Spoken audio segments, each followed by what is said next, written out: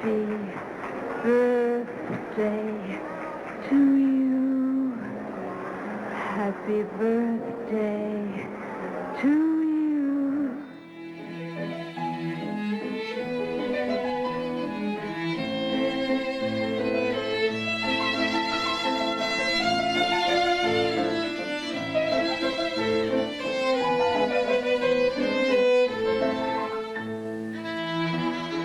Welcome to Cineversary, a podcast that celebrates a milestone anniversary of a masterful work of cinema.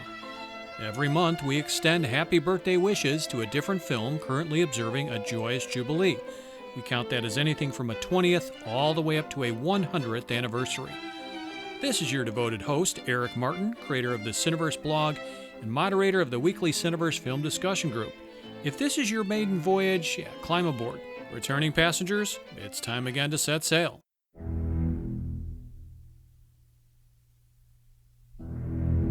"50 years ago, few people had heard of a young director named Steven Spielberg. Fear of sharks was not yet a widespread cultural phenomenon, and there was no such thing as the summer blockbuster. But all that quickly changed after the release of Jaws, which first hit theaters on June 20th, 1975, and fast became a massive hit that forever changed the movies in both positive and negative ways. In this installment of Cineversary, I'll reunite with two past guests. Accompanying me on this voyage, we'll have Turner Classic Movies host Ben Mankiewicz, and also Baylor University film professor James Kendrick, author of Darkness in the Bliss Out, a reconsideration of the films of Steven Spielberg. Together, we're going to explore how Jaws marked a sea change in cinema, dissect the elements that make it a masterwork, hunt for key themes, and much, much more. Yeah, with a film as important and beloved as Jaws, there's so much to talk about. So, invoking my best Brody, we're going to need a bigger podcast. So, let's start things off with some background on when, why, and how this work came to be. Released in the summer of 1975, Jaws is an American suspense thriller directed by a then up-and-coming Steven Spielberg. Adapted from Peter Benchley's 1974 novel of the same name, the film follows Martin Brody, played by Roy Scheider, the police chief of a coastal resort town, who teams up with a marine scientist, portrayed by Richard Dreyfuss, as well as a seasoned shark hunter, that would be Robert Shaw, to track down a deadly great white shark terrorizing the local beachgoers. The cast also includes Murray Hamilton as the town's stubborn mayor, and Lorraine Gary as Brody's wife. The screenplay originated with Benchley but was reworked by actor and screenwriter Carl Gottlieb throughout the film's principal photography. The project began when Universal Pictures producers Richard Zanuck and David Brown independently encountered Benchley's book. Brown, in fact, discovered a plot summary in the magazine Cosmopolitan, then overseen by his wife Helen Gurley Brown. Intrigued by a note suggesting it could be a compelling film, both producers devoured the novel in one night and agreed it was one of the most gripping stories they'd ever read. Without knowing quite how they'd translate it to film, they swiftly secured the movie rights for around $175,000 in 1973, well before the book even hit store shelves. Initially, Zanuck and Brown approached several directors. John Sturges, known for The Old Man and the Sea, was considered, followed by Dick Richards, who was dropped after repeatedly referring to the shark as a whale, a deal-breaking misstep, to say the least. Spielberg, then 26, he had just finished his first feature, The Sugarland Express, for Zanuck and Brown. When Spielberg spotted the manuscript for Jaws in their office and read it, he was immediately hooked, recognizing parallels with his earlier TV film, Duel, where an unseen menace stalks an ordinary man. Spielberg would later admit that the sound effect used when the truck meets its end was repurposed for the shark's final death cry in Jaws. Although Steven momentarily wavered, fearing he'd be pigeonholed as a director of movies about mechanical monsters, Universal exercised its contractual option to keep him on the project. Brown reassured the young filmmaker that once Jaws was behind him, he'd have his pick of future projects. So the movie was greenlit with a budget of about $3.5 million and scheduled for a 55-day shoot beginning in May 1974, with hopes of wrapping by late June to avoid potential delays from a looming Screen Actors Guild strike. Although Zanuck and Brown wanted recognizable faces, Spielberg opted for actors without major star baggage, believing it would make the terror feel more personal and relatable to audiences. In his vision, the true star would be the shark itself. Filming primarily took place on location at Martha's Vineyard in Massachusetts, an ambitious decision that would famously complicate production. As the mechanical sharks frequently malfunctioned, Spielberg relied on suggestion and suspense, often using John Williams' now iconic minimalist score to signal the shark's approach. This Hitchcockian technique of withholding the monster's full reveal proved remarkably effective, elevating the film's tension. Upon its release, Jaws redefined the summer movie season. Distributed to over 450 theaters, a wide release for its era, and backed by an aggressive marketing campaign featuring TV spots and merchandise tie-ins, the film became a box office juggernaut. It earned the title of highest-grossing film in history at the time, a record it held until Star Wars arrived 2 years later. Both films would shape the modern blockbuster model built around high-concept stories, mass appeal, summer release windows, and heavily marketed nationwide rollouts. Critically acclaimed for its editing, sound design, and Williams' suspenseful score, Jaws ended up winning 3 Academy Awards, an Oscar for Best Film Editing, one for Best Original Dramatic Score, and another for Best Sound. It was nominated for Best Picture, but it lost out to One Flew Over the Cuckoo's Nest. In the years following its debut, Jaws spawned 3 sequels, none of which involved Spielberg or Benchley, and inspired a wave of aquatic horror films and monster thrillers. The original, well, it's been enshrined as one of the greatest films ever made, recognized by the Library of Congress for preservation in the National Film Registry. Since its release, Jaws has consistently been identified by film critics and industry experts as one of the greatest films ever made. In 1998, it was ranked number 48 on the AFI's 100 Years, 100 Movies list, later moving to number 56 when the list did a 10th anniversary edition. The AFI also placed the film's shark at number 18 on its list of the 50 best villains. It ranked Roy Scheider's famous line, "You're gonna need a bigger boat," at number 35 among the top 100 movie quotes ever. And it awarded John Williams' score the 6th spot on its 100 Years of Film Scores ranking. Additionally, the film was named the 2nd most thrilling movie in American cinema history by the American Film Institute, just behind Psycho. More accolades. In 2003, the New York Times included Jaws in its compilation of the 1,000 Best Movies Ever Made list. The following year, the Bravo Network's 5-hour miniseries, The 100 Scariest Movie Moments, placed Jaws at the very top. In 2006, the Chicago Film Critics Association, it named Jaws as the 6th scariest film ever. By 2008, Empire magazine listed Jaws as the 5th greatest film in history, and included the character Quint at number 50 on its ranking of the 100 greatest movie characters ever. Today, Jaws earns a 97% fresh rating on Rotten Tomatoes, as well as a 91% popcorn meter rating among fans, and it also earns an 87 Metascore at Metacritic. Okay, travel back with me now 50 years, and feast your ears on the original theatrical trailer for Jaws.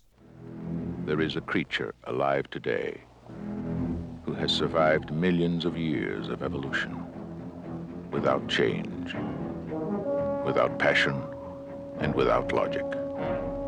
It lives to kill. A mindless eating machine. It will attack and devour anything. It is as if God created the devil and gave him jaws.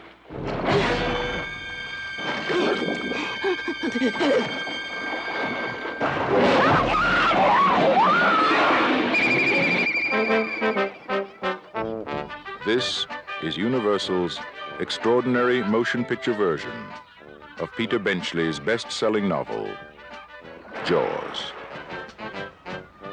I just found out that a girl got killed here last week. And you knew it.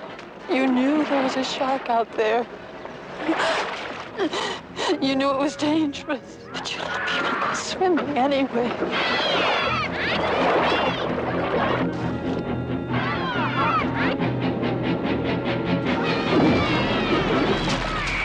you see that?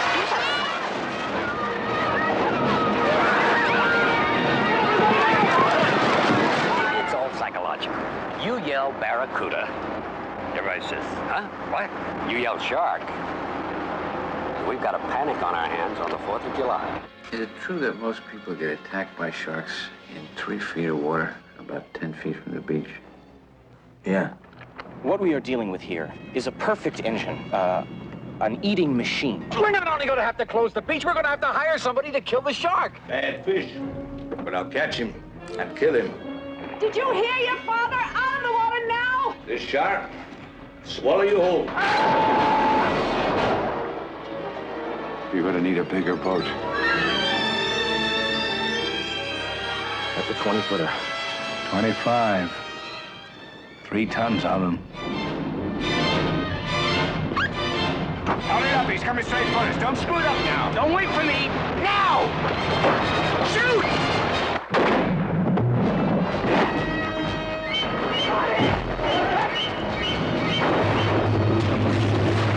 What's the tail? Give him room! I can't, he's trying to run! Oh! Come quick! I can't hold it! Hurry! Break it up! Brody!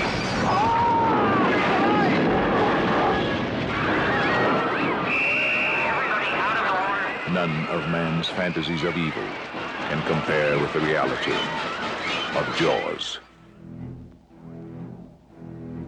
Roy Scheider, Robert Shaw, Richard Dreyfuss, Jaws. See it before you go swimming. You know what's even worse than spoiled fish? Spoiled movies. So if you're one of the 3 or 4 people who's never laid eyes on Jaws, or if it's been a few moons since your last excursion on the Orca, be aware that my guests and I, we're going to be discussing key plot points, as we always do every episode. So what say you swim back to shore and screen this film before heading any further out to sea? For those of you who would ignore this warning, Mr. Matt Hooper has a few words for you. I think that I am familiar with the fact that you are going to ignore this particular problem until it swims up and bites you on the ass. Well, we had the pleasure of speaking with him 2 years back. That's when we commemorated the 75th anniversary of Treasure of the Sierra Madre. He's the lead host of the beloved Turner Classic Movies, which itself celebrates a 30th anniversary this year. And, of course, he also hosts 2 TCM podcasts, The Plot Thickens and Talking Pictures. It's the one, the only Ben Mankiewicz. Howdy, Ben, and welcome back to Cineversary. Great to be here. Thanks for inviting me back. Of course, yeah. One of our shared favorite films here is celebrating a 50th anniversary this year. And, of course, we're talking about Jaws. So, all right, Ben, everybody of age remembers where they were on 9/11 or the day we first landed on the moon. But if you're like many people from my generation, you'll recall the first time you watched Jaws. So where was this viewing? How old were you? And what impact did this movie have on a young Ben Mankiewicz? Well, it had a profound impact on a young Ben Mankiewicz, but I'm one of those people who will not be able to recall it. What I do, because I didn't see it, I was 8 years old when it came out. And we were on Long Island. We had friends in East Hampton. This was before it was quite so Tony. And they abandoned their house in the summer because they didn't want any tourists there. It felt like and gave it to us. It was nice. So we would spend like 2 weeks there. And Jaws was, I don't know if it was there, if it opened there, but it was certainly playing. And maybe my folks went and saw it. First of all, I wasn't a big ocean fan to begin with. Like, I'm not going to drown while swimming, but no one's going to be like, look at that Mankiewicz go, right? You know, like I never, like, I could swim, but I'm not like, you know. So I was like, the ocean with the waves and the salt and the sand was a lot. Like, I like sitting by the water. So it was very easy to get me to be terrified, but I was full on terrified. Like, I thought, I'm never going in there again. And I hadn't even seen it. All I'd seen is a poster that I think like had the words something like maybe too intense for young children on the poster, on the ad at least, you know. That was their little gimmicky warning, which is because it was only, you know, it's rated PG. Amazing. Yeah. Like Poltergeist, it could be one of the scariest films of all time, rated PG. Absolutely. Yeah. I mean, I keep seeing it on these horror lists. So I don't, it's not a horror. It's a thriller to me, you know, and I get it. There's a monster, but anyway, so I don't know when I saw it. I really don't. I don't know. I probably saw it as a teenager, but I'm trying to think, like, it wasn't easy to see things as a teenager. I don't think I saw it on television, which means I probably rented it, unless there, I didn't go to like, revival screenings in DC where I grew up. So, I mean, I might have been, it's in the realm of possibility that like when we had a VCR, which was late for us, like I might have been in college when I actually saw it start to finish. Yeah. But I remember being aware at the time of hype and how hype can ruin something, and that didn't happen. That like, no, I thought this was going to be good. Everyone told me it was going to be good. And I was unable to get through the movie without, well, I remember that part. I couldn't get through the movie without like either turning the TV off or leaving the room, or like there was just, I was palpably tense and nervous. Sure. During the film. It only happened twice. In the other movie I did see on television with commercials. And that was when I first saw Alien. Alien, right. And I was in my room by myself, and I'd just been given a TV when it was on TV. So I was probably like 15 then, and I kept turning the TV off. Like we didn't have remote control, which is I would sit right in front of it, and I'd turn it off, and I'd be like, okay, I can't watch it. Yep. Then I turn it back on. Yeah. I was like that with The Exorcist. Yeah, totally. Right. Yeah. Absolutely. We had similar upbringings, it sounds like, because like you, I didn't see the movie probably until I was a teenager, and I don't recall the exact circumstances, where, when, or how, or by what means, etc. But I do recall, like you did, back in the mid to late 70s, being afraid to even go in a swimming pool. Oh yeah, 100%. You totally would imagine that the swimming pool would be enough of an issue, right? Exactly. Yeah, and that was true of like stuff I did see on television, like gator or alligator or croc. Like the one where at the end of the movie, we think we've killed the giant crocodile living in the sewers that was in a swimming pool. Yeah. And, ate some kid and jumping off the tie dive, and then saw the alligator below, but was too late to not jump. And then at the end of the movie, they turn on the bathwater, and this baby croc comes out of the spout. And so I was like, I'm like, no way, man. I'm not using the bathroom. I'm not. Yep. Getting in the pool, all those things. I mean, I sort of roll my eyes at people who behave that way now. Sure. But I did then. There's no question. I was an easily scared kid, and then those things definitely scared me. How about just getting in a boat? Was that a rough experience too? Oh, and I've been in like 3 boats my whole life. And get in a boat. Get in a boat. That's the other phenomenon with Jaws, is it can make you afraid to go on a boat. That's true. I mean, I've now been, because the TCM has cruises, so I've now been on, I don't know, 10 cruises or 8, however many we've had. That's how many I've been on. But I've gone out like on 1 or 2 people's boats, but I never wanted to. And they always seemed like, one of my best friends bought a boat, and I was like, I'm setting the clock. You're not going to have this in 24 months. And like, so the first 5 months, he's like, oh my God, you have no idea. It's so great. He lives in DC. And I would have won inside of a year. Like at 11 months, he's like, I got to get rid of this. Pain in the ass. This was like a tiny little speedboat, Yeah. Yeah. Nothing to do with Jaws, just pure economics. I get it. Yep. That's right. Yeah. So where does this picture rank for you among Steven Spielberg's works, and why? Well, I don't think you could make a reasonable top 10 list unless you were just I had a conversation last week with a producer I work with for another program, and he ranked like his top Spielberg books. He's like, Duel, Sugarland Express, and 1941. What? And I was like, dude, like those can't be your top 3. It can't be. Now, if you want to make it, first of all, Duel is great, and Sugarland Express is really good. And if you want to argue that 1941 is better than people say and it's pretty funny, that's all fun. But you can't make a Spielberg top 3 and those be your top 3. You're just being a contrarian. No. Right? It's not a real list. But I don't see how a thoughtful person could make a Spielberg top 5, maybe even top 3 without including Jaws. Even though, like everybody else who's good at their job, he's obviously gotten better at his job, right, as he's aged. Like, I think I could name a top 5 Spielberg list, and then I realized, I left out Munich and Bridge of Spies, and I'm like, nope, got to redo it. So it's very easy for me to, I could name a Spielberg top 20 without even trying hard of just movies that I flat out love. But Jaws would have to be, for me, certainly in the top 3, if not number 1. The only thing that would keep me from ranking it first is this suggestion that somehow Steven Spielberg did his best work, at 28 or 29, however old he was when he made it. Certainly had a golden period there between Jaws and you could argue E.T. and even a little beyond that. And that's not to denigrate anything before or after, but boy, was he the golden child for a long time there. Yeah, right. He reinvented how these things get done. No question. But he's still, again, I was Saving Private Ryan's got to be on this list. And like I said, I can't. Bridge of Spies is great. Like every time I see it, I'm like, this is great. And I love spy films, but but Jaws has got to be there. It's as thrilling a movie as you can make. And I just remember that when I imagine it. I haven't seen it in a little bit, but I've seen it now, more than 10 times. Just that, the push in on Scheider when he realizes what he's been terrified of is happening. Yes. Right on the beach when Alex gets taken. Well, that's a shot right out of Vertigo, actually. That's right. Yep. Incredible, the different techniques. So that begs the question, what makes Jaws so effective for you even 50 years later? Is there one or more elements in particular that you'd credit with elevating it from a great movie to a masterwork? For example, just the score by John Williams. I hesitate to answer those questions in the way that they're intended because, A, I don't know that I'm smart enough, and then so I rely on B. But I do believe B also, which is that when these movies work, it is the ultimate form of a beautiful collaboration, right?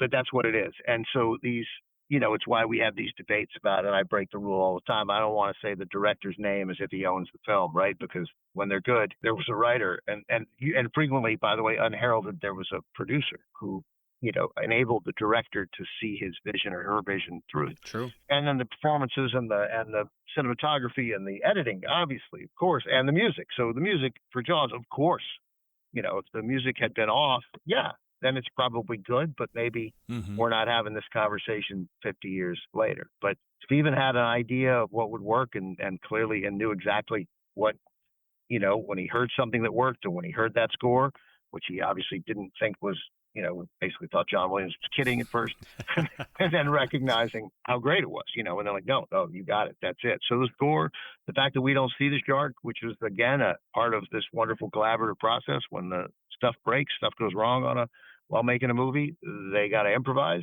We were supposed to see the shark, but it didn't work, so we couldn't. And that ends up working to our favor. I think it's like 80 minutes or something into the movie before we see the shark. It's what makes the movie work, in my opinion. All the happy accidents that turn out in Spielberg's favor, and the audience's, my opinion. So I agree. Yeah, but he figured. He figured it out. He was like, well, we can't see it. So what do we do here? Right? Obviously, we can see the world from the shark's perspective. I'm sure that was always and some intent, but there's probably more of it. And that whole idea that goes back to when special effects were lousy, right? That what we don't see, what we imagine, is probably worse than anything that the industry could bring us prior to maybe even 1970. And here, when they did bring it to us, right, they got the few shots they needed, and it was amazing. Exactly. That shot again with Scheider, when he's throwing the chum in the water, and then all of a sudden we see the shark. You're like, it met expectations for 80 minutes of wondering, what's this animal going to look like? Now, it's terrifying. It's terrifying. That is a gasp moment. It's as good a gasp moment as any movie has ever delivered. No question about it. You mentioned Alien a moment ago, and that, like Jaws, also benefited from not showing the creature until well into the picture, and sparingly at that, right? Yep, that's because, right. Yep. Again, it's often what our imaginations can conjure up in the nether regions, the periphery of the film, or what's not there, what's in the shadows, etc., or what's hiding under those waves in this context that can really spur our fears. That's right. So, yeah, I think there was a kind of a hidden benefit to the pre-CGI days when you had to do practical effects, and sometimes they didn't work so great. Yeah. So this is definitely a case of turning lemons into lemonade. Oh, my God, turning it into the most delicious lemonade there is, yeah. I think that, it was supposed to be like a 2-month shoot, and it ended up being like a 5-month shoot. Oh, yeah. Right. So you said a few minutes ago that you don't think of this as a horror movie. A lot of people do. A lot of folks maintain this could be the greatest horror picture ever made.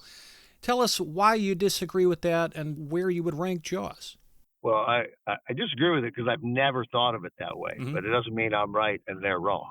I had a live podcast interview at the TCM Festival with Eli Roth.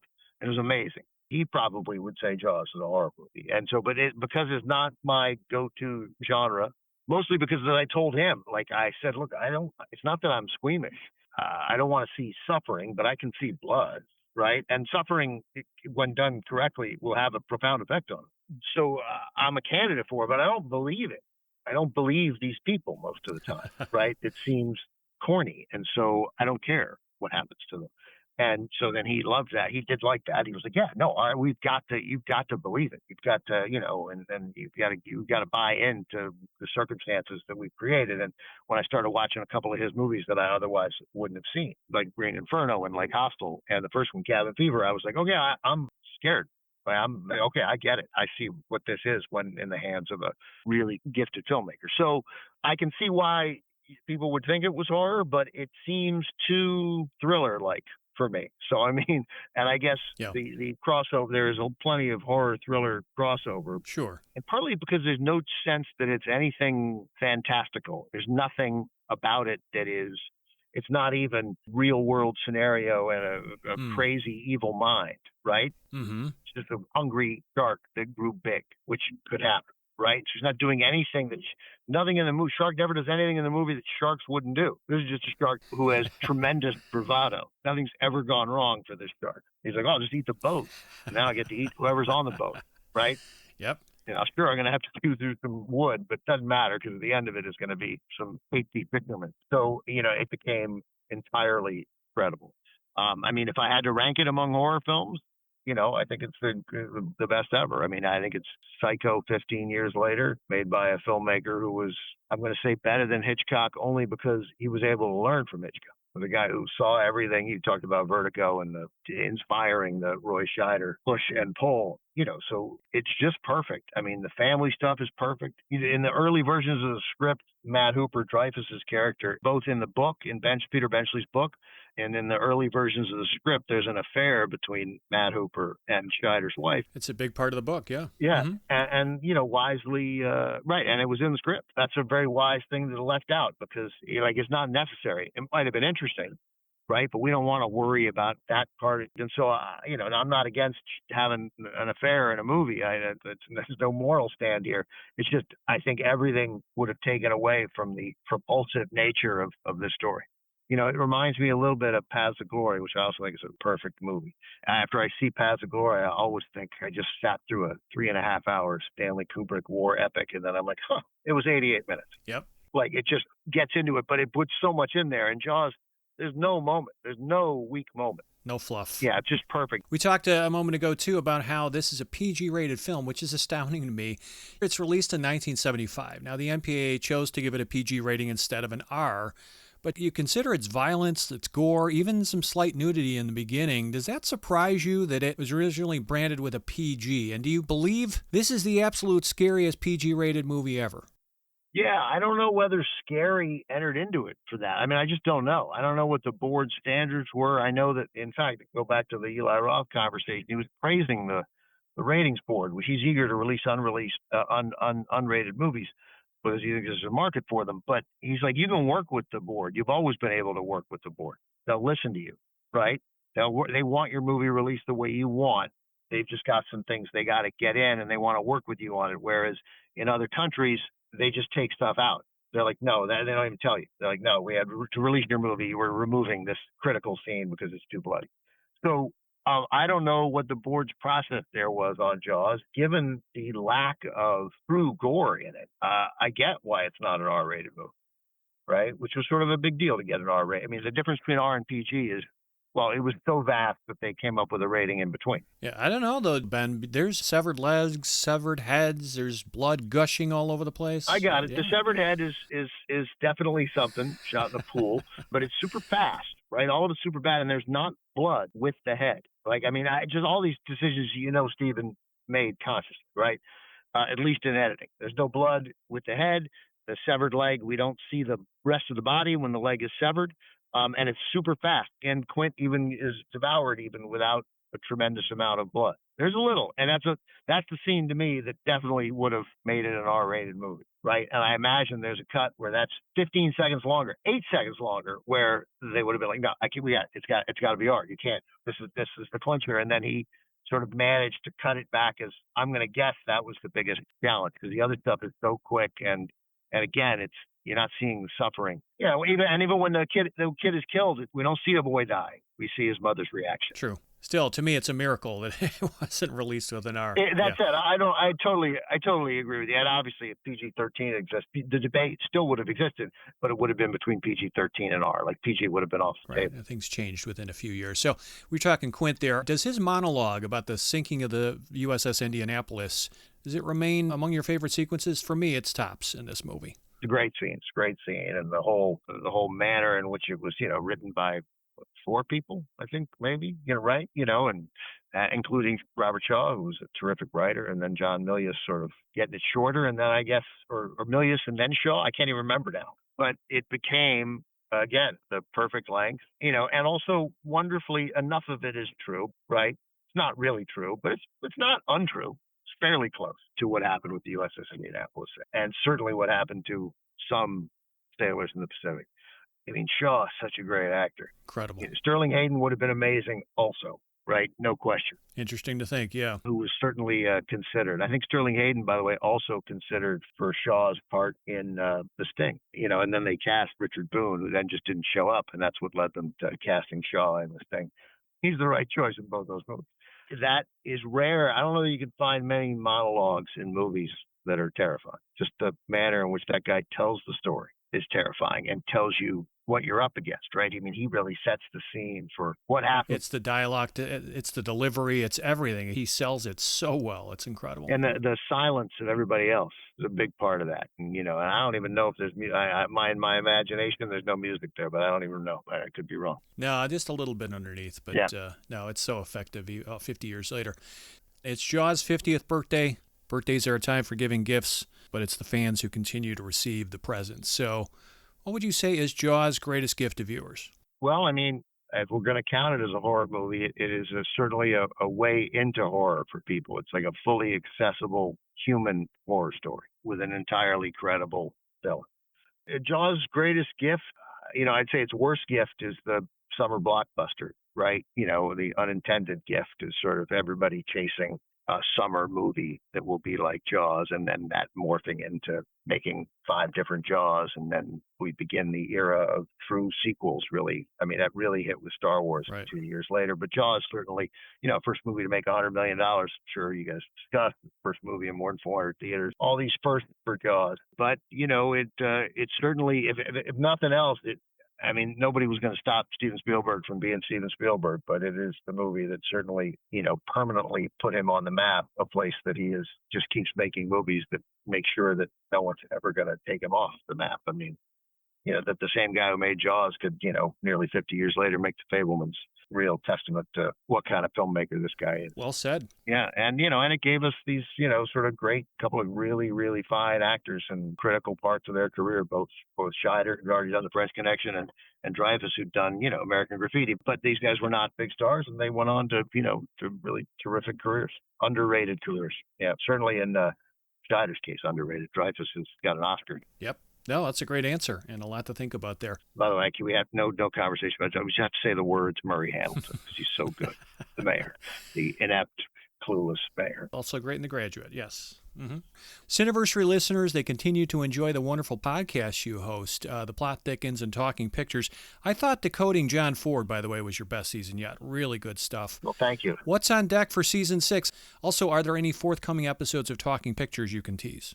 Yeah, well, so the Eli Roth episode of Talking Pictures should be up. We had it in front of a live audience. So that's available. That's sort of a bonus episode of, I think, season 2 of Talking Pictures, and we're proceeding with season 3.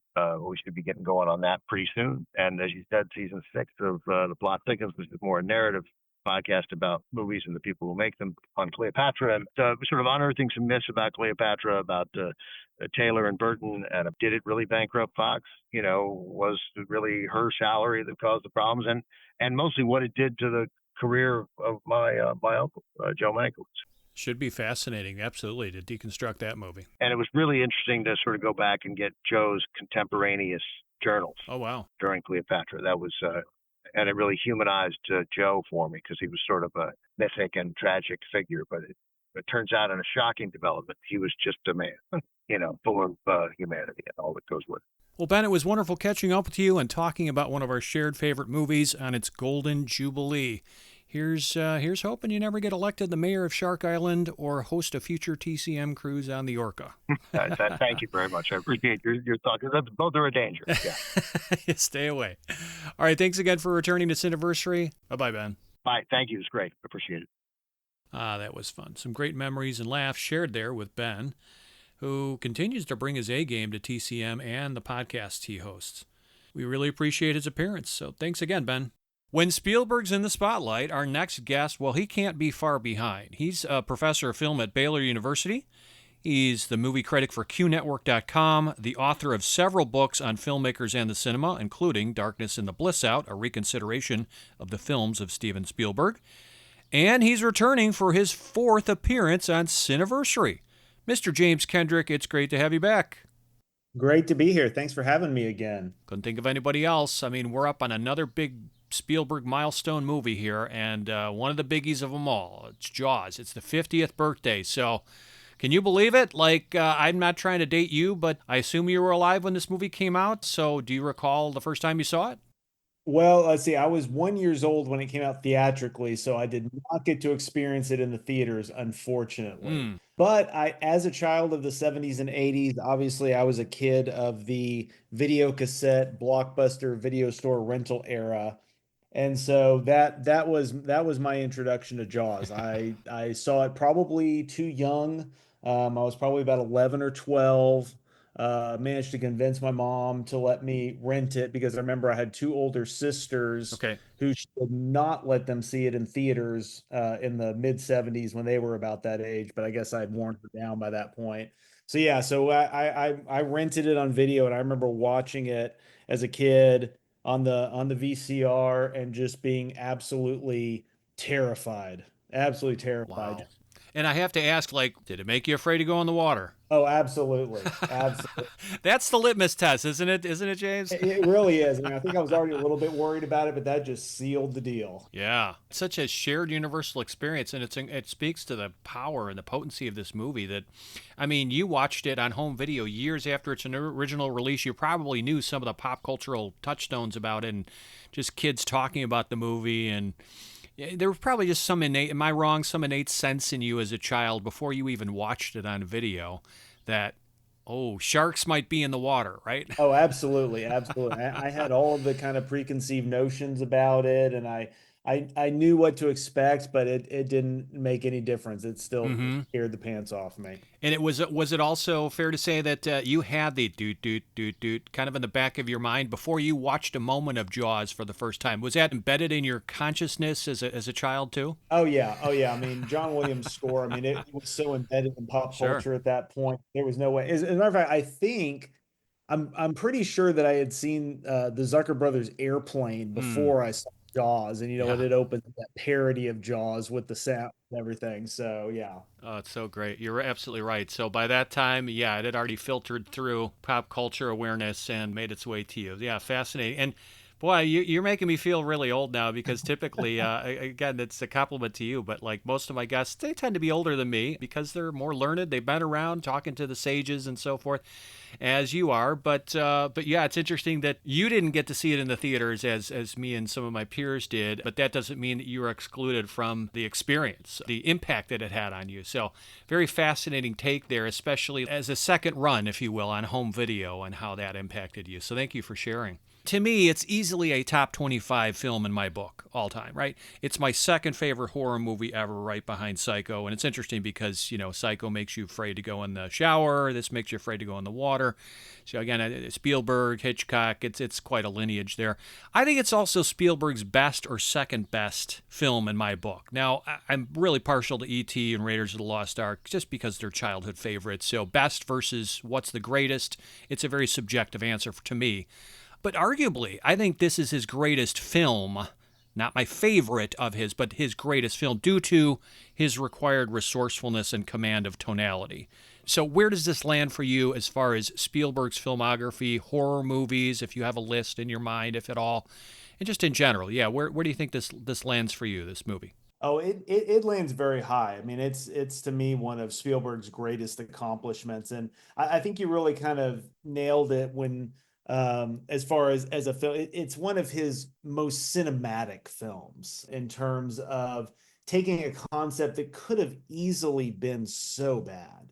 They could have gone so wrong, could have been so cheesy, could have been so ineffective, and because he insisted on certain things, like, for example, leaving the shark off the screen for as long as possible and shooting it in the open ocean, not on a tank on a back lot with a rear projection. He insisted on all the tools of the cinema at his disposal to take what could have been just a chintzy B movie, which so many Jaws knockoffs in its wake were, Right. and just used all of the tools at his disposal to create this just this immersive experience to just draw you into this world and just lock you in and hold you in a way that very few filmmakers were able to do. I mean, it really was the film that sort of demonstrated and proved the command of cinematic language that he had. All right, James, I'm not going to let you get off that easy. I'm holding a harpoon gun to your head. Where is it in Spielberg's filmography? Come on, tell me. What do you think? I would definitely put it in my top 5. Okay. For sure. Yeah, absolutely in my top 5. And do you consider it a horror movie? And if so, where would it place on your horror list all time? Yeah, I mean, it's definitely a horror film. It's, you know, and then one thing that's so fascinating about it is it's such a genre hybrid, right? I mean, it's a horror movie, but it's also kind of a disaster movie. It's also a drama. It's also a thriller. But it has enough horror elements that, again, I would definitely put it up in my top 10 of horror films. Any film that is so effective in making such a large segment of the population frightened of a particular thing, that's success. It's a game changer. Yeah, absolutely. And we're going to get into reasons why. But I want to talk about ways in which Jaws was the first of its kind and how it changed the movies forever. We need to remind audiences, especially those who may not be aware. I mean, I think most people are, but let's go back 50 years, even if you weren't alive. Now, this was regarded widely as a major milestone in American cinema, for good and bad reasons for that matter. But before this film, summer movies, they were often, lesser fare, B-picture cheapies, exploitation films. Christmas time and winter, they were when bigger budget prestige pictures were often released. Not always, there were exceptions, but that was kind of the formula that Hollywood followed. Studios didn't want to spend big money on large productions to be released in the summer necessarily back then. Summertime was when Americans typically went on vacation, visited theaters less frequently, so it wasn't strongly on the radar. Jaws has since come to be regarded as the granddaddy of the summertime cinematic spectacle. We all know what that means because every year around this time, we got Marvel movie after Marvel movie, sequel after sequel, big giant monster films. And so, granddaddy of the summertime cinematic spectacle. I think that's fitting considering that this film is set during the heart of that season. It's also maybe arguably the greatest summertime thriller, too. But it definitely positioned Memorial Day, let's say through Independence Day, as the prime window for major tentpole movies and film franchise releases. And you could say, okay, well, that's for the worst. Boxing out the smaller players, the independent films, maybe the films with a little more integrity but smaller budgets. That's absolutely fair. But if you enjoy a good summertime escapist popcorn flick, then we have to tip our cat to Jaws, do we not? Yeah, absolutely. And it is when I teach this film and I talk to my students about how summer did not at that time was sort of a little bit of a doldrums. Like you said, it was sort of a dumping ground for lesser films. It's hard for them to wrap their heads around that. It seems so counterintuitive. But that was very much the case. And Jaws really was the film that proved to the industry that no, summer is the period that they need to be focusing on. That's when kids are out of school, Right. They're milling around, they're looking for stuff to do, they're wandering around the shopping malls. And hey, why not go see Jaws again? Why not go see it again? It's interesting that you say that because kids were allowed to see it. It was a PG-rated movie. This was before the era of PG-13. It didn't earn an R rating, even though, boy, arguably it is rated R in some ways, like the gore, the violence, the frights, the not so much profanity. There's a little bit of nudity with the nude swimmer. It has got to be the scariest PG-rated movie, maybe next to Poltergeist. Yeah, no, it absolutely pushed the grounds, and the rating history is really fascinating because when it went before the ratings board, it was initially rated R.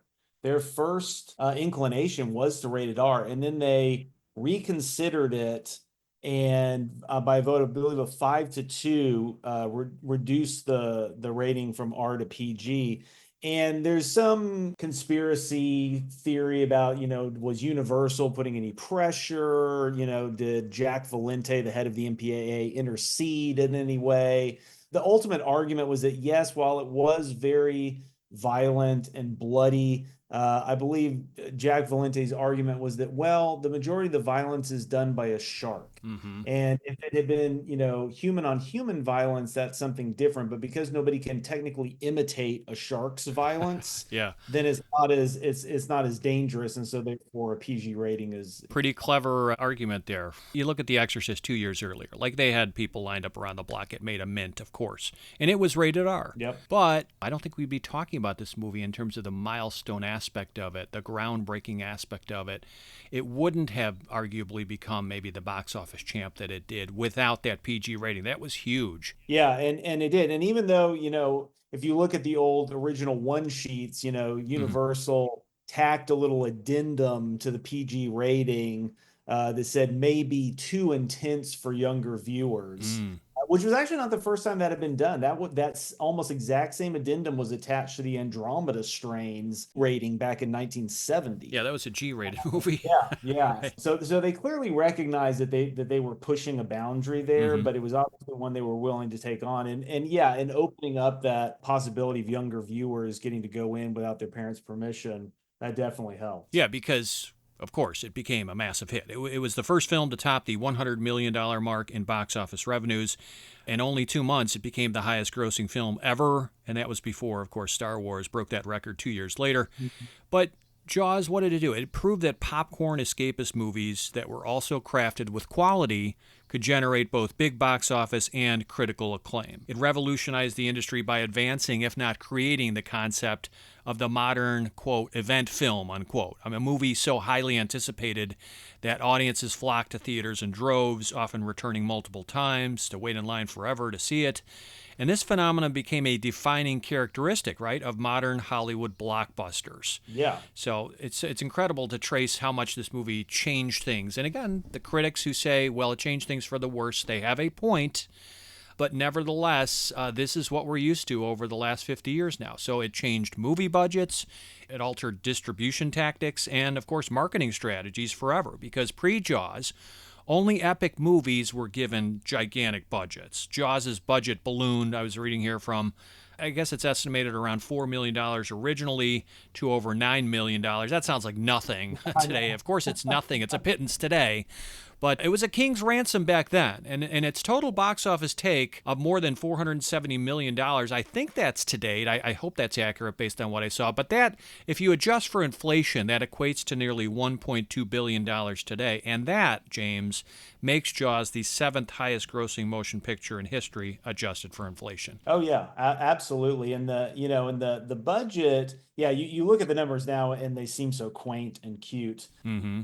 Yeah, at the time, I mean, even at its original budget at 3.5 to 4 million, that was still well above the average Hollywood film at that time. And then the cost overruns, the delay, the shooting, it was originally supposed to be shot over 55 days, and I think it ended up taking about 159 days. Yeah, I read the same thing. Mm-hmm. Yeah, so it went way over budget, way over schedule, doubled that. And even as they were going into release, Universal was concerned about it. They were worried that it was not going to be effective, that it wouldn't hit. And one of the reasons why they released it on so many screens initially was that they still didn't have full confidence in it. They wanted to just dump it and get as much money back as quickly as possible in case it ended up tanking. And of course, the opposite happened. They broke records. Incredible. I mean, it was groundbreaking in being the first motion picture released, I read here, to over 400 and eventually more than 900 theaters during its initial run, becoming, of course, the biggest blockbuster ever up to that point. Now, Jaws was also a key film that established the benefits of backing a wide national release with heavy media advertising in TV and print. Today, it's a foregone conclusion. You're going to see the big tentpole movies bombarding you left and right on every platform and channel and media opportunity possible. But before Jaws, Hollywood would often let a film gain notice through just simple word of mouth. In fact, the marketing campaign for Jaws was revolutionary to the point where it was the first to utilize a cross-platform approach that included TV, radio, and print media. Prior to Jaws, Hollywood seldom advertised newer upcoming films on TV. And I kind of remember that. I was pretty young. But I do remember it was rare to see like a big movie being advertised on TV like that. But Universal, I'm reading here, they cough up $1.8 million, big money back then, to market the film, including an unheard of, for that time, $700,000 on a national TV advertising blitz. This broad and highly visible strategy, it focused on the shark's mystery and the film's suspense. It redefined how films were marketed. It created immense anticipation leading up to its release. Film historian Peter Biskin said Jaws reduced the influence of print reviews, making it nearly impossible for a movie to gradually gain an audience based solely on its merits. So, yeah, again, that word of mouth aspect was losing impetus. Yeah, to a large extent, certainly, especially for this kind of movie, although at the same time, Jaws sustained because of word of mouth. Oh, you're absolutely right. The Yes. initial rush was, yeah, the millions they spent on marketing and TV advertising and radio advertising, and of course that iconic poster and the John Williams score. Oh, yeah. But it wouldn't have sustained the way it did, except that people came out of the theaters, went to their friends and family, and said, "You've got to go see this movie." Exactly. No, word of mouth worked wonders for this movie. Exactly. I'm going to go see it again.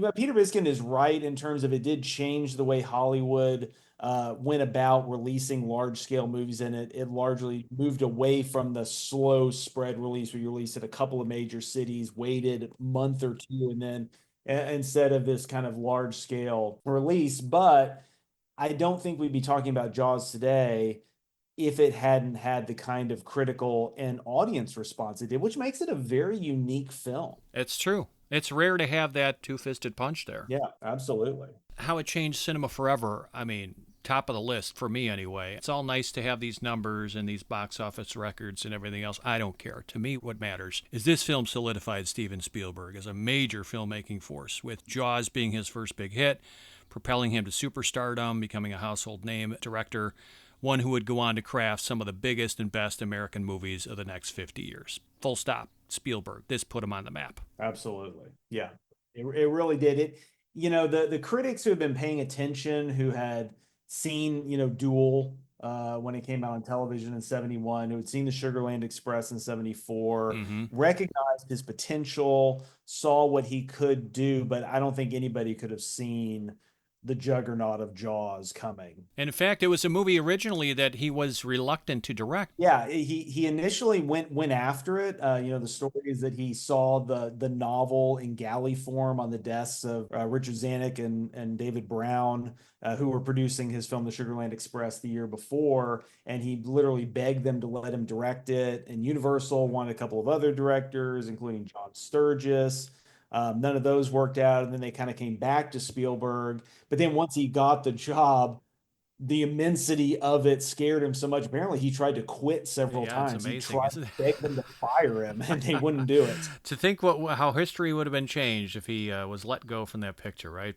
It was filmed on location at Martha's Vineyard and off its coast, so this became the first major motion picture to be shot on the ocean, specifically the Atlantic Ocean. And common practice up to this point was, if you're going to do some kind of movie on the sea, you simulate the ocean by shooting inside a giant water tank. And Spielberg stuck to his guns. He said, no, let's do it on the ocean now, off Martha's Vineyard. And it makes all the difference. Oh, absolutely. And he had the exact same argument with Universal when he made Duel, which was a made-for-television movie that takes place almost entirely on, desert highways in California. And Universal wanted him to shoot it primarily in the studio with rear projection. And he knew that it wouldn't have the same impact if it was done that way versus if you had real trucks and real cars on highways. You could see it and the audience would know it. And he did the same thing with the Sugarland Express. So he already had two films of location experience, realizing that they worked because of the verisimilitude, because of that physicality, because of that actual location. Right. So, when the executives came to him and were like, let's shoot this in a tank against rear projection, he knew the whole thing would fall apart. If you didn't believe that Quint and Hooper and Brody were alone on a boat in the middle of the ocean with a 25-foot great white swimming around them, the movie doesn't work. Well said. Yeah, here, brother. That's what it's all about. It comes down to that triangle on the boat. No question about it. This film is highly, highly regarded, of course. It's slotted at number 48 on the AFI's list of the top 100 American films, number 1 on Rotten Tomatoes' current list of the best horror movies of all time. Why? What exactly earns those rankings? What is it about this picture that elevates it above so many others? It's just it's one of those films where just everything comes together. You know, it's like you look at it and there's so many dimensions to it, right? There's the narrative dimension, there are the characters, there's the action, there's the suspense, there's the music, there's the sound. Even the soundtrack itself is so multidimensional and so effective and so immersive. And I really think it really is one of the first films of its era that kind of brought together all of these immersive techniques. The way that Spielberg merged subjective point of view shots with shocking changes of scale within the image and action coming from all directions and the light and the sound and everything coming together.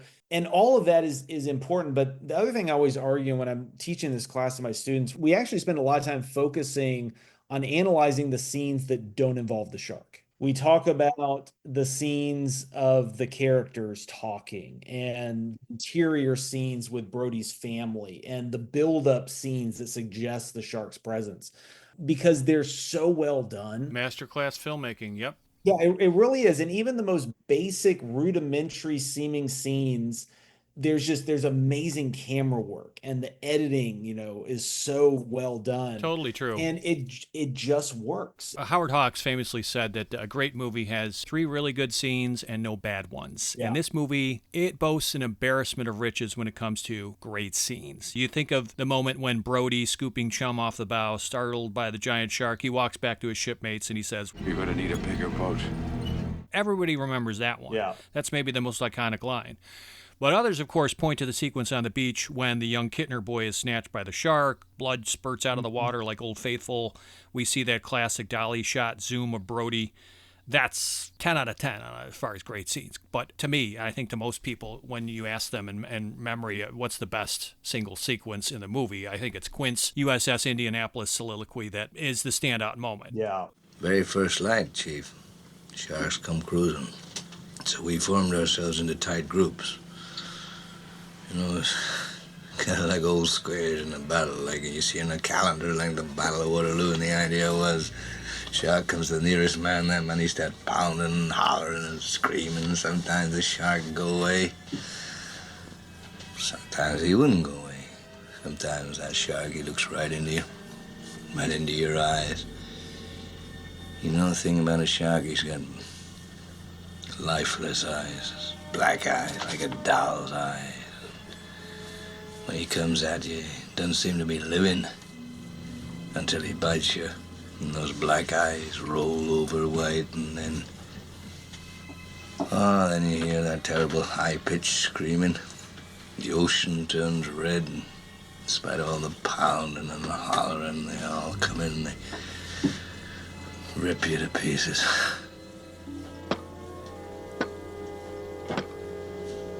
By the end of that first dawn, lost 100 men. I don't know how many sharks, maybe 1,000. I don't know how many men, they average 6 an hour. On Thursday morning, Chief, I bumped into a friend of mine, Herbie Robinson from Cleveland. Baseball player, bosun's mate. I thought he was asleep. Reached over to wake him up. Bobbed up and down in the water. It was like a kind of top. Upended. Well, he'd been bitten in half below the waist. Noon the 5th day, Mr. Hooper, Lockheed Ventura saw us. He swung in low and he saw us too. A young pilot, a lot younger than Mr. Hooper anyway. He saw us and he come in low, and 3 hours later, a big fat PBY comes down and started to pick us up. That was the time I was most frightened, waiting for my turn. I'll never put on a life jacket again. So 1,100 men went in the war. 316 men come out. The Sharks took the rest June the 29th, 1945.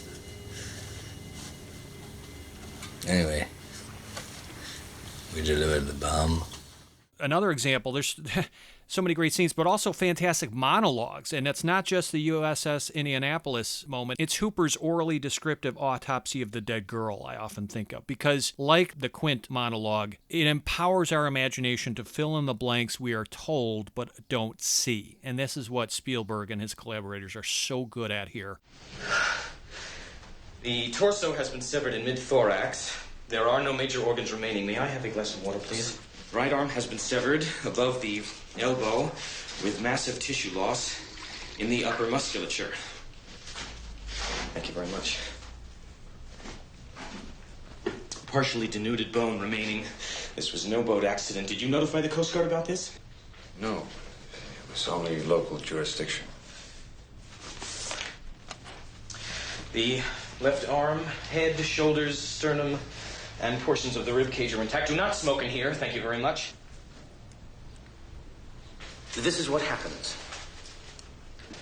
It indicates the non-frenzied feeding of a large squalus, possibly Angimanus or Asurus glaucus. Now, the enormous amount of tissue loss prevents any detailed analysis. However, the attacking squalus must be considerably larger than any normal squalus found in these waters. Didn't you get on a boat and check out these waters? No. Well, this is not a boat accident. It wasn't any propeller. It wasn't any coral reef. And it wasn't Jack the Ripper. It was a shark. It's great to have the special effects for the time, dated, of course, but wonderful for 1975, of the shark and the adventure following it, the thrills around the shark.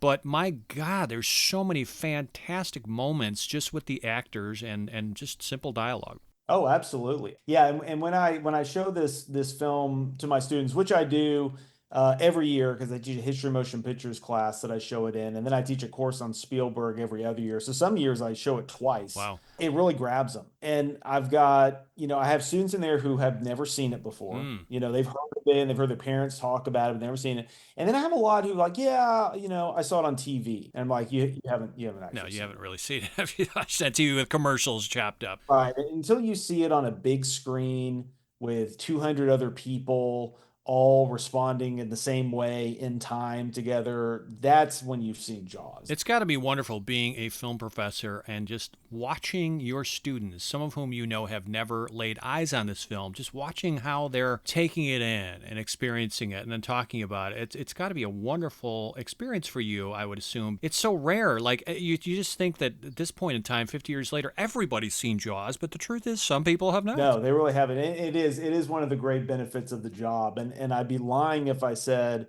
every time I screen Jaws, I mean, I've seen it so many times at this point, I always start the movie and I think, okay, I'll sit and watch it for a little bit. Then I'll, slip out and try to get some grading done and come back. And that never happens. No, it's like The Godfather. When The Godfather or Shawshank comes on, you can't turn away. No, I get sucked in every single time. But then, as I'm watching it, when certain scenes come up, my eyes go off the screen. I start watching my audience. You're like the Ben Gardner scene, right? Mm-hmm. I know what's coming. Some other people know what's coming, but they can't remember exactly. And then a whole bunch of people don't know what's coming.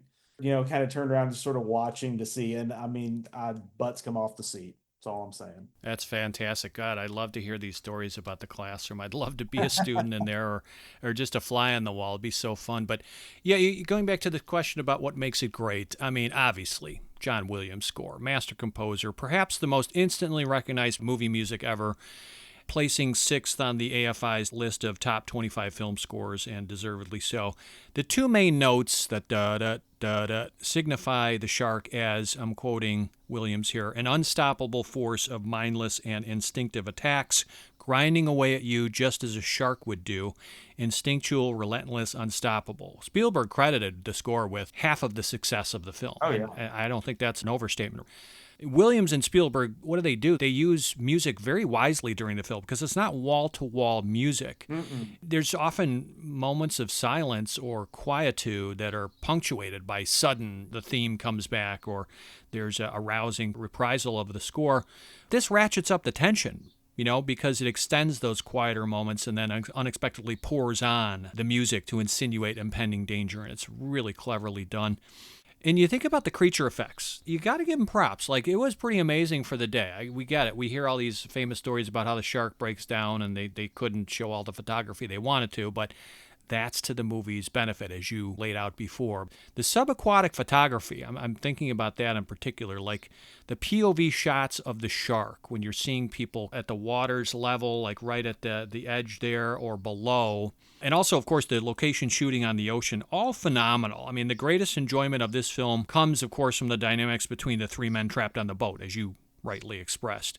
But that subaquatic photography and location shooting on the ocean, really impressive stuff. It's not easy to do, and that's obviously why the shooting schedule got extended.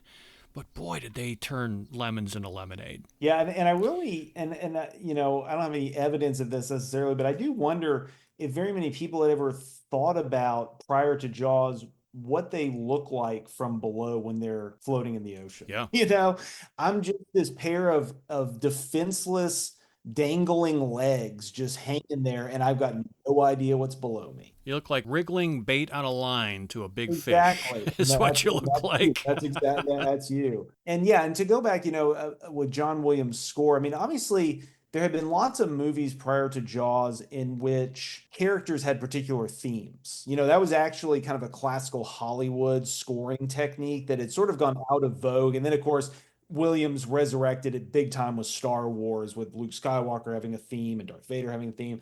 But I can't think off the top of my head of another movie in which a piece of music literally embodies the presence of something. Yeah, maybe the Imperial March, Darth Vader's theme. When you hear the Imperial March, you still usually see Darth Vader, or you see his ship arriving, you know, or something physically on screen. Whereas in Jaws, you don't see the shark. All you hear is the music. So the music literally becomes the shark. Good point. Yeah, and that works to Spielberg and his collaborators' advantage because, again, if they can't show the shark as much as they want, they don't capture the photography the way they wanted to because the shark breaks down, the music does a lot of heavy lifting. Yeah, and it's so much better for it because one of my gripes with a lot of more modern horror movies is that they're so eager to show us as quickly as possible. Yep. There's no patience. There's no eating. There's no waiting. And Jaws is so brilliantly structured in terms of teasing the presence of the sharks, just showing us little glimpses, little bits until finally when, you know, the scene that you mentioned where the shark comes up when Brody is chumming the water, and that's our first full-on view of it. It's such a reward because we spent over an hour at that point knowing it's there, feeling its presence, you know, worried and fearful of it, and then, oh my God. Totally. Yeah, I mean, just to finish this thought on what makes it great, well, God, we could talk for hours, but of course this is one of the best movies as far as all-time quotes. The great memorable lines. Of course, you're going to need a bigger boat, smile you son of a bitch. I mean, there's so many great ones, but you know, this most recent rewatch, I really paid attention to the closing words, and I have to say, this movie boasts among the most perfectly written final lines that close out any movie I've ever seen. What day is this? It's Wednesday. It's Tuesday, I think. I think the tide's with us. Keep kicking. I used to hate the water. I can't imagine why. It's just beautiful. It's like poetry to me, and the rhythm of that. So to me, Jaws is thoroughly satisfying from first frame to last. If you sit through the entire end credits, which I actually never did, from beginning to last frame, you can actually see Brody and Hooper far off in the distance reach the safety of the shore. I never paid attention to that after seeing this movie 20 plus times. And that shot during the closing credits, yeah, we haven't had a shot on land at that point.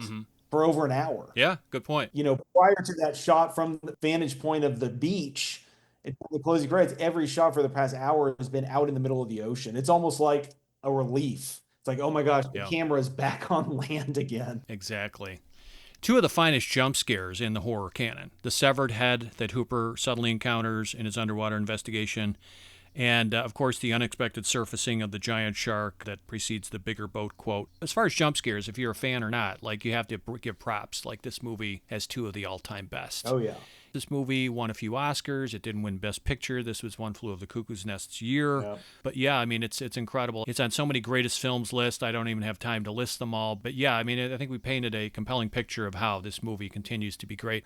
We have to discuss Spielberg's filmmaking choices. What really stands out to you? We've already talked about his resourcefulness, his ability to improvise when necessary and keep his cool when delays would frequently occur due to things like not only the shark not working, but like the cameras becoming waterlogged, nearby boats drifting into his shots, undesirable circumstances that prolong that schedule from 55 days to 159 days. He really had to pivot and kind of move around. So, yeah, what stands out to you as far as some of the choices he makes? One of the choices I think that's so essential is actually came before he ever turned on a camera, which was the casting of the film. He and Universal did not see eye to eye on how they wanted to cast this movie. Universal wanted big movie stars, and they wanted Charlton Heston as Brody. And Spielberg knew that would never work. You need somebody who feels vulnerable. Mm-hmm. You need somebody who can be afraid. You need somebody who you're not constantly assured is going to save the day at the end. And so, casting Roy Scheider, then was best known, I guess, as the, supporting actor in The French Connection, mm-hmm. as this very kind of typical everyman, which of course became a recurring theme in Spielberg's films.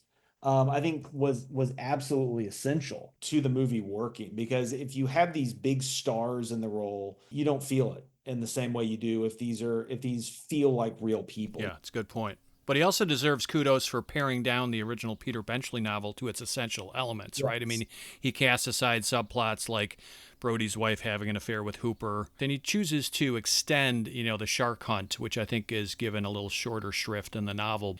Yeah, so his filmmaking savvy is on full display here in terms of good instincts. Yeah, and that focus on character, that we really, grow to understand and care about these characters and their conflicts, which, again, a lot of modern blockbusters kind of give short shrift to. Yep. I can easily see an executive looking at Jaws and saying, well, why do we have that Indianapolis speech? It doesn't move the plot forward.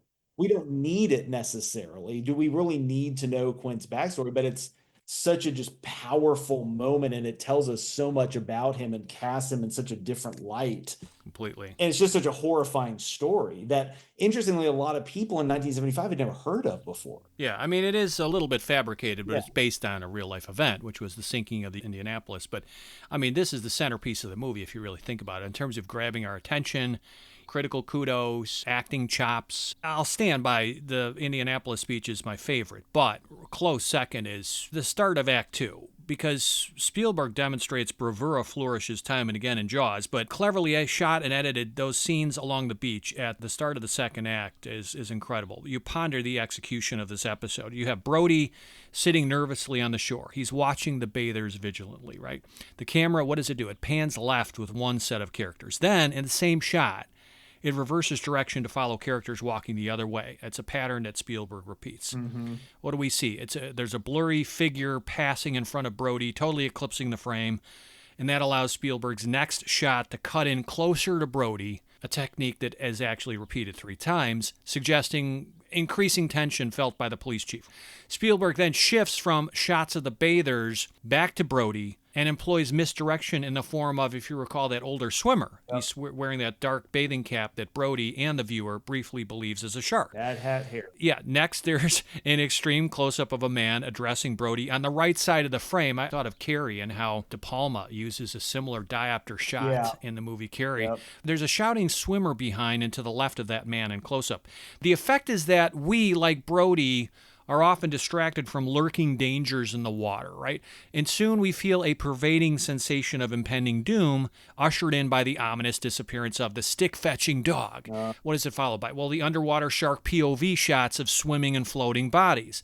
And amidst all the visual stimuli diverting our gaze, you got Mrs. Kittner's young son. He's ravaged off in the distance. There's no push in, there's no zoom in, there's no cut to close-up of that attack. It's off in the distance.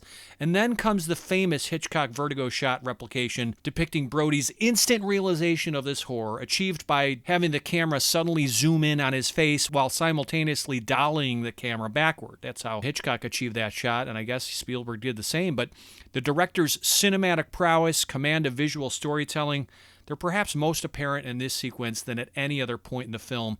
And I describe this sequence here as Hitchcockian pure cinema, in which the filmmakers allow relatively wordless visuals to efficiently propel the narrative. Another case in point is when Brody thumbs through various shark literature and he sees all the gruesome photos and drawings of predators and their victims. No words, you just instantly know the odds have been raised, he's aware now, and yeah, things are going to get real. Yeah, absolutely. And when I teach my Spielberg class, we actually go shot for shot through that whole sequence you just described. And it's a brilliantly done scene. It doesn't require any special effects. Nope. It doesn't have any, mechanics in it. It doesn't have any optical effects. It is just cutting and camera movement and pacing. Like you said, it's like the thing that it does is it's so Hitchcockian and it's sort of pure cinema, but I kept using that term immersive earlier. And to me, that's one of the best examples of an immersive sequence because it pulls us into Brody's anxiety. Yes. It both simultaneously puts that anxiety on us as viewers because, like him, we're waiting for the shoe to drop. We're waiting for something horrible to happen. And you keep getting these false moments. But it also is, on the backside, aligning us with Brody. True. Even though it's functioning just to get our nervous systems racked up, but we're also identifying with him more and more and more as a character and recognizing what an impossible job he has. Who can police the beach? Yeah. Who can police a shark? It's like he has an impossible job and he's going to get blamed for it. I also want to give kudos, as we talked about this briefly earlier, how Spielberg and his team, they devised the clever underwater shots, like the bobbing camera you think of, the POVs from the shark's perspective. They create wholly unsettling to outright terrifying visuals. And perhaps the most effectively frightening submerged sequence for me involves Hooper in the shark cage, because you get these juxtaposing shots of the approaching and attacking shark with close-up images of the terrified diver. I know it's not really Dreyfuss in some of those shots, but the image of the great white surprising him from behind the cage, pure nightmare fuel. Yeah, absolutely. And also, one of the themes of the film is the inadequacy of human technology in the face of nature at its most furious. Sure. When scoffs at that shark cage and Hooper, for all that's good about him as a character, does put too much faith in his technology, in his equipment to protect. Exactly. Yeah, we're going to talk about this when we talk about themes in a moment. You also think of the burgeoning talent in Spielberg, his gift for conveying plausible family dynamics, and also capturing realistic slice-of-life moments between characters. That's amply evidenced in many Spielberg films to follow, but in this film, it's displayed perhaps best in the improvised scene where Brody's son imitates his dad's every facial gesture and body movement at the dinner table. It's just this wonderful little moment of verisimilitude and humor. Yeah, it really is. It's a beautiful moment. It further humanizes Brody and also puts the horror of what he's dealing with in this larger context, because he's so defeated, he's so distraught. And he knows that what he's doing, affects his family too. True. I mean, this Spielberg film, it's often most remembered for the major set pieces, the haunting visuals, the widely quoted sequences. But don't forget the many minor but equally masterful shots. Like, I'll give a few examples here. These are often incredibly brief, but they're really well composed, in testament to his brilliance as a visual storyteller. Exhibit A to the jury here, I think of the image of Brody staring out the window of the Orca. It's superimposed with reflections of the ocean waves. It goes by in about 3 seconds. Mm-hmm. The slightly lingering shot, remember Quint, he plants his big machete into the side of the Orca, and then the camera lingers on that machete glinting in the sun. I always think of that shot. There's something about it. Yeah. The gorgeous but gooseflesh-inducing graphic of the shark's dorsal fin gliding through rippling water, backlit by the silvery evening sun. I know I'm sounding eloquent about this, but it deserves eloquence. Like, this is really majestic stuff, but some of it is fleeting and quick. It goes by fast. But I'm telling you, this guy, he's often poo-pooed for, okay, he's just too popular for his own good director, and he has these impulses that appeal to the masses, and he's not the critic's darling, whatever. Go pound lead, you people, because Spielberg, my book, is one of the top 5 directors of all time, and it's these little moments often that really stand testament to that. Well, they are. And I really think that some of that is the era that he was working in, is that there was still room in mainstream big budget filmmaking to have those little moments. I think a lot of that gets lost in the bum rush of contemporary blockbuster, not to sound too much like old man get off my yard. But I do think that, Jaws is a fascinating movie at a crossroads, that it has so much in common with so many kind of darker, more paranoid conspiracy films just before, like Parallax View and Chinatown. Right. But then looking forward to a more sort of thrill ride Hollywood aesthetic. And it's got both. Yes. And I think that's one of the things that makes it so unique and stand out, is that you can sense both things, and they're not in conflict with each other. They actually feed off each other. It's well put. Yeah, totally agree. I think it fits well within the zeitgeist of tonally, like what's going on with Hollywood output at this time and how it's tapping into the public's mistrust of politicians and their cynicism in the wake of the Vietnam War and so many different things going on in the ether. Hey, it's just a fun, throwaway popcorn film if you want it to be, but it's also resonating socioculturally too, if you think about it. Oh, absolutely. I mean, even that just throwaway line when Brody's on the boat with Hooper and he talks about how he came to Amity to get away from the violence of New York, right? Which at that time was reaching record levels of violence. And viewers at that time would have immediately recognized that and understood it. Great point. So let's talk a little bit here. Any films that were influenced or filmmakers inspired by Jaws? All of them. All of them, right. But, okay, so let me kick this off. You consider that about 55 minutes elapse before you first see the shark. So what's he doing? Well, Spielberg's continuing the tradition earlier established in major horror and sci-fi films like Frankenstein, King Kong, Thing from Another World, Godzilla, where the monster isn't shown until well into the story. Of course, he couldn't do that because of the breakdowns and so forth, but it worked to his advantage, as we discussed. But this custom was copied in subsequent creature features, right? Like Alien, Tremors, Jurassic Park, the remakes of King Kong and Godzilla, et cetera, et cetera. Movies that were influenced by or outright attempted to copy the formula for Jaws. Well, how much time you got? I mean, I'll just name drop a few of the funny ones, let's put it that way, as well as some of the bigger budget ones. But Mako, the Jaws of Death, you had Grizzly, Orca, Tentacles, The Deep, Piranha, Barracuda. I mentioned Alien. There was Alligator, Great White, Monster Shark, Deep Blood, Deep Blue Sea. Of course, you can't forget about the Sharknado film series. Oh, yes. The Shallows, 47 Meters Down, and The Meg. Yeah. So you also consider that this movie spawned 3 inferior sequels between 1978 and 1987. Nothing to see here, people. Move on. But the filmmakers were also inspired by a number of filmic and literary predecessors, too, because you think of how Melville's Moby Dick would be an obvious predecessor, or Henrik Ibsen's play An Enemy of the People, which I wasn't aware of, but it also concerned a townsperson who tries to warn citizens of a discovered danger. So there's that. There's Hemingway's Old Man and the Sea, of course. And then, obviously, like monster and sci-fi films from the 50s, everything from Thing from Another World to It Came from Outer Space to Creature from the Black Lagoon is a big touchstone point there. Godzilla, 20,000 Leagues Under the Sea, the monster that challenged the world. But even westerns like The Searchers and Rio Bravo, as well as, of course, Hitchcock's Psycho. So there were a lot of films that came before that would have provided some creative fuel for Spielberg and company. Oh, absolutely. And when you look at a lot of Spielberg's films at this era, it really seems like he's just again and again going back to the well of classical Hollywood and reinventing it in a more modern guise, So like you said, all those creature features of the 50s and 60s, he sort of reinvigorated with Jaws. And then, people kind of forget, Close Encounters of the Third Kind, nobody had really tried to make a serious UFO movie. Right. There have been lots of, Earth versus the Flying Saucers and Invasion from Mars, but nobody tried to make a serious drama about what would happen if humanity came into contact with extraterrestrials. It's true. Then he follows with E.T., and of course, Raiders of the Lost Ark, reinventing those, old Republic serials from Ian Lucas's childhood.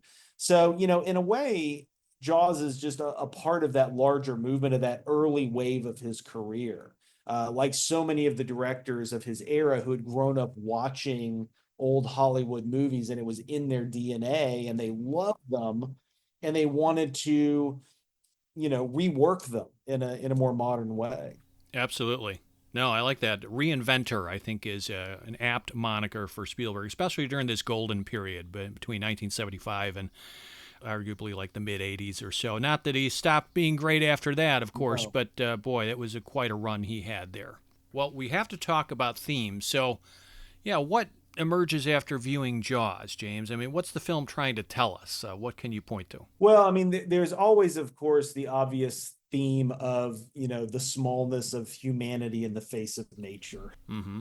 We'd already had a lot of, revenge of, the early 70s was awash with revenge of nature disaster films. And they continued throughout the 70s as people were becoming more ecologically aware and more aware of environmental issues and things like that. And the breadth of the ocean was so important to nailing that home, that if you didn't sense the enormity of the ocean and the depths of it, you wouldn't feel the smallness of Brody and Hooper and Quint out there. A lot of critics have tried to write Spielberg off at this time as sort of an apolitical filmmaker, when so many of his fellow filmmakers were diving deep into politics and socioeconomic issues and things.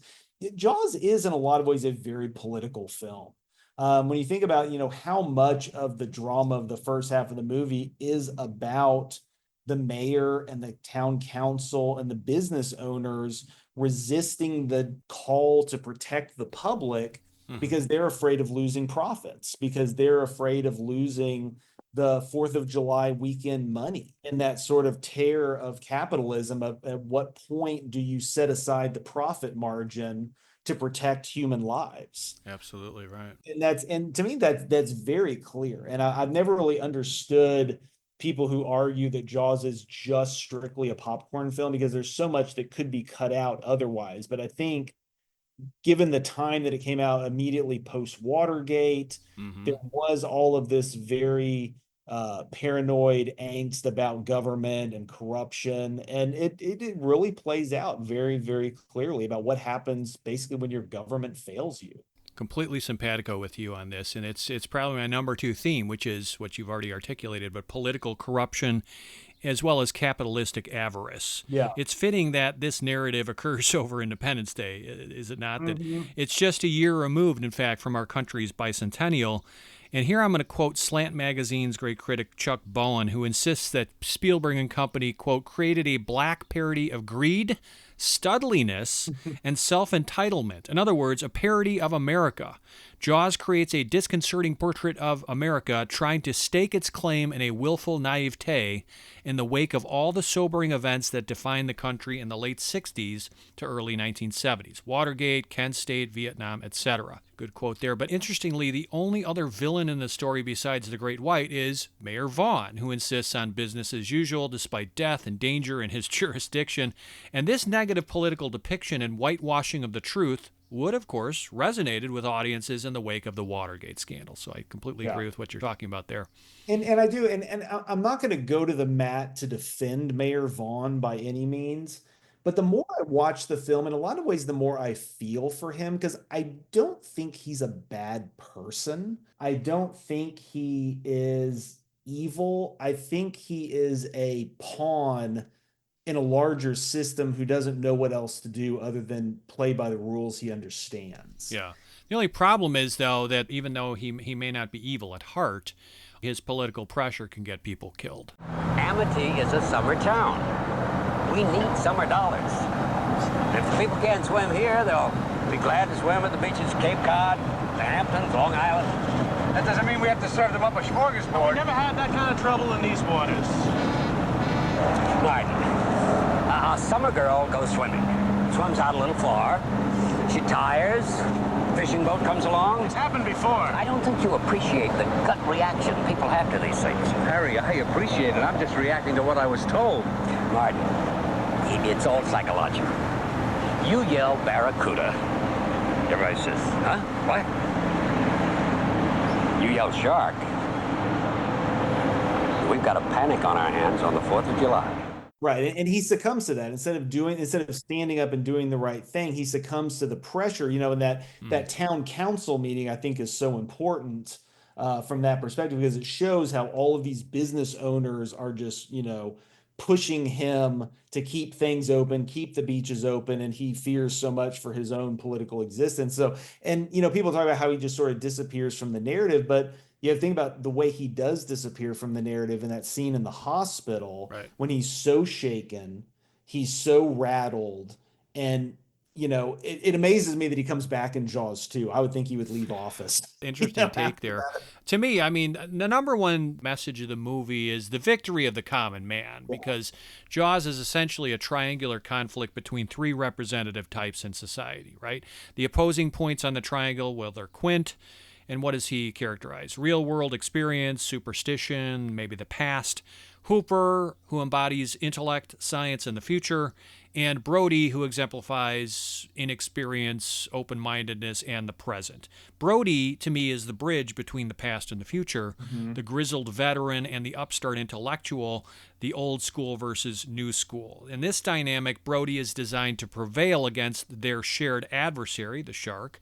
Because why? Well, because he can learn from the mistakes of the past, he can avoid hypermasculine tendencies and vengeful motivations, and he can deviate from Quint's rigid dogma. Also, he doesn't rely on technology or book smarts or overconfidence or scientific skill or privilege as Hooper does. Brody is a surrogate for the audience, epitomizing the common man who must use pluck, resourcefulness, courage, and determination to vanquish his foe, despite ironically having, it's a big problem, a phobia of the water. Yeah, which is precisely why Charlton Heston would have been an awful casting choice. Film scholar Andrew Britton, he suggests that Brody's success at the end of the film highlights how the actions of a single righteous individual can still serve as a meaningful force for social change. Yeah, which is about the only positive thing I think Andrew Britton has ever written about Spielberg. Okay. Is that right? But it's very true. It's, I like that idea of him kind of as a bridge because, Quint is the older generation who's sort of set in his ways, and Hooper is the new generation set in his ways, and Brody kind of can draw from each one as needed. Yeah, he has to roll with the changes, improvise, learn from either of the two mentors. And he's the last man standing, so he's got to do something. So it comes down to the everyman. Yeah. That's fitting for a Spielberg picture, which he would continue to revisit thematically in so many other movies, too. So, absolutely. Any other themes stand out to you? Those are really the main ones that kind of jump out to me. I had one more that I ruminated on this time around, and it's defending your territory against an invading force. Now, this is an obvious thing to say, but in Jaws, however, the shark isn't the only intruder, right? Because there's also the horde of tourists who descend upon Amity Island for their annual summertime recreational ritual. And here I'm going to quote, this is The Ringer's Adam Naiman. He says that Jaws reroutes the trajectories and themes of classics like Psycho and the Texas Chainsaw Massacre, cautionary tales in which outsiders venturing into the old weird America get what's coming to them via human monsters who would be better off left undisturbed. In Spielberg's film, the Great White is the outsider, constituting a threat that's at once thoroughly existential and a matter of nickel and dime economics. What the shark and Amity's ruling class have in common is the need for a steady food supply. The visitors who swarm into town on ferries, slathered in sunscreen with fanny packs full of disposable income, are just chum in the water.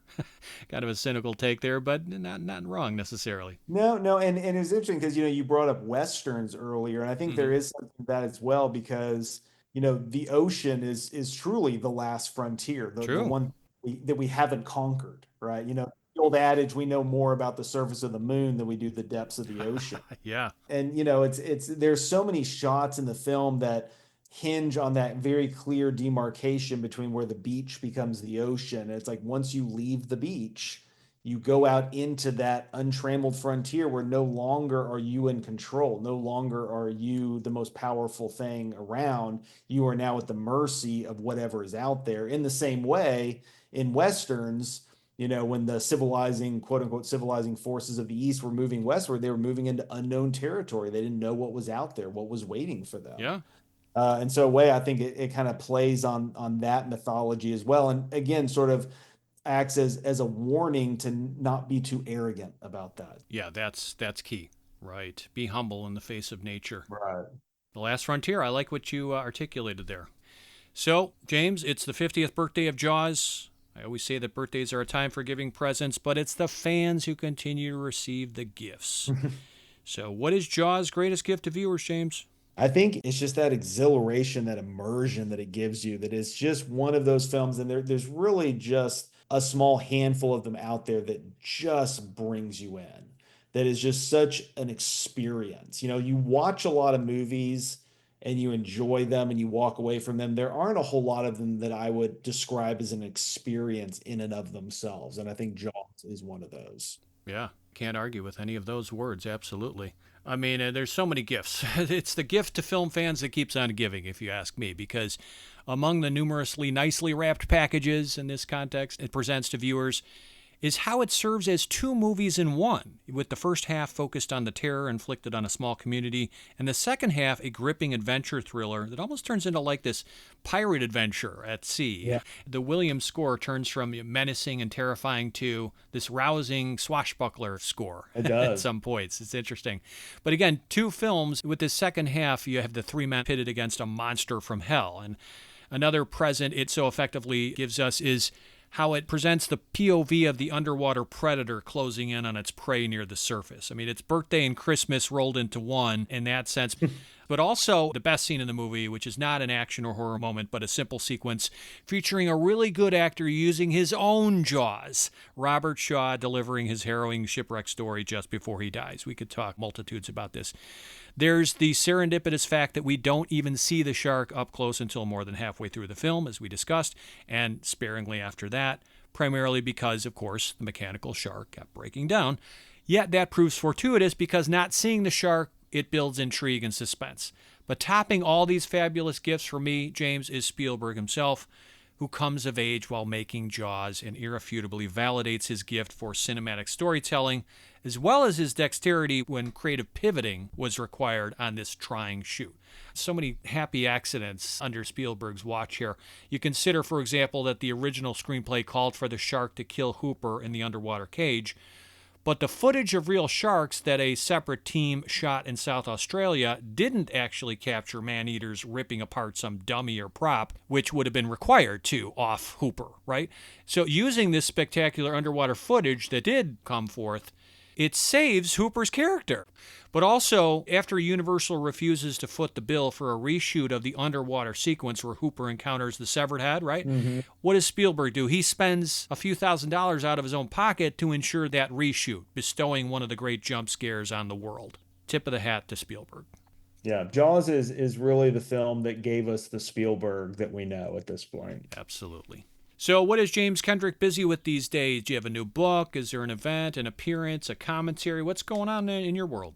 Well, I recently, just late last year, published a book through the British Film Institute's Film Classics series on Midnight Cowboy. Okay. The only X-rated film to win the Oscar for Best Picture. That's right. A great trivia question. Yeah, one of the classics of the new American cinema that gave us Jaws as well. And I'm beginning some preliminary work on what I hope will turn out to be a book on the actor, producer, and director Cornel Wilde. Oh, great. Okay, fantastic. Yeah, I mean, so there's a name that a lot of people have forgotten about. Which is exactly why I want to write about him. Fantastic. So what classes are coming up in the fall semester, if I can ask? Well, I'm teaching a graduate film theory course, and then my regular history of motion pictures course. And then hopefully within a semester or two, I'll be teaching my regular Spielberg class, which I haven't taught in a couple of semesters. And I'm feeling I'm missing it. So I'm wanting to get back in the classroom and talk Spielberg. Do you always try to introduce a new Spielberg film to your classroom that you didn't maybe 2 years prior? Do you always try to mix it up a little bit, or is it always the same canon? It's largely the same canon. I mix around some of the later films. Like sometimes I show War of the Worlds, sometimes I show Minority Report, sometimes I show War Horse, sometimes I show 1010. It's one of those, I show pretty much every film he made up until the late 80s. And then, he's made too many movies at this point, Right. and they're too long to have double features every week. Yep. So can't show them all, but I do try to mix them up some. But Jaws is always in there and will never come out. And it's not just Spielberg, as you said. Sometimes it's the, History to Cinema class you teach too? Mm-hmm. Yep. And I show Jaws when we talk about the emergence of blockbuster cinema in the mid 70s. So Wow. Well, you're doing the Lord's work. Keep it up, brother. I'm trying. Well, until next time, James, my advice is steer clear of swimming with bow-legged women. And if your students ever look bored during class, hey, don't forget the power of nails on a chalkboard. Absolutely. Every time. I appreciate you having me again. Great speaking with you again. And hey, have a wonderful summer. You too. I so wish I could be a student in James's class, or even just a fly on the wall watching the students discover Spielberg films for the first time, because I'm sure he's a wonderful teacher. We will check in again with James down the road for another Spielberg movie anniversary, I'm quite sure. Did you know that Cineversary has its own website? That's right, we actually now have a vanity URL that's easy to remember, which will take you to a freshly designed portal where you can quickly access the latest episode of your favorite podcast, as well as all of our previous installments. Now it's a lot easier to spread the good word about our show to your friends and family. You simply tell them to visit Cineversary.com. Pretty simple, right? That's Cineversary.com. We also have a custom email address just for you. Now, if you ever want to share feedback on our show or offer suggestions for future installments, or maybe you just have a question about Cineversary, send it to us at cineversarypodcast@gmail.com. Also, you can really help our show grow by spreading the good word about the Cineversary show to your peeps. Even better, please leave a positive online review and rating, which significantly helps us to get discovered by new listeners. So if you use Apple Podcasts, Spotify, CastBox, some of these other services, simply search for the Cineversary page, look for a link that says something like ratings or reviews, click that link, and leave a review and or rating. While you're at it, take a moment to like us on Facebook. We also have a presence on Twitter. Our handle is @CineversaryPod, where you can easily tweet or follow us. And if you want to go an extra step in your support of our show and help keep us ad-free, please consider making a monetary donation to the Cineversary podcast by visiting tinyurl.com/donate-cineversary. We really appreciate your support. Lastly, have you checked out my Cineverse Group website? Yeah, it's easy to get confused by these similar sounding names, Cineversary, Cineverse, Tomato. But Cineverse is actually the name of my private film discussion group I founded back in 2005 that continues to meet weekly on Zoom. Every week, the Cineverse group watches, researches, and discusses a different movie, and I create a summary write-up, call it a mini essay if you will, on that movie that gets posted to the Cineverse group blog. So if you want to enjoy reading in-depth content that examines different discussion-worthy motion pictures, including classic Hollywood films, independent features, foreign masterworks, modern movies, and silent-era standouts, then visit cineversegroup.com, simply spelled CINEVERSE group.com. Fun fact, every posted article on cineversegroup.com includes a link to a recording of our group discussion of that particular film, with me leading the conversation as moderator. So if you like what I'm doing on the Cineversary podcast, you might also want to give a listen to some of our Cineverse Group recordings, which are podcasts of a different sort. Again, head over to cineversegroup.com, where you can check out some interesting text and audio content on a variety of films, not necessarily celebrating a milestone anniversary. Put the pedal to the metal and you might just get pulled over. But floor it to 88 miles per hour in a souped-up DeLorean, and you're going to travel back in time. And that's exactly what we're going to do next month. Head back to 1985 to revisit another summertime blockbuster that became a touchstone favorite of that decade. Join us in July as we celebrate the 40th anniversary of Back to the Future, directed by Robert Zemeckis.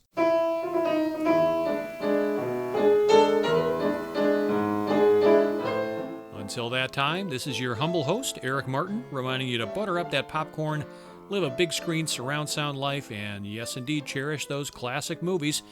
They're not getting older, they're getting sharkier. Thanks as always for giving us a listen.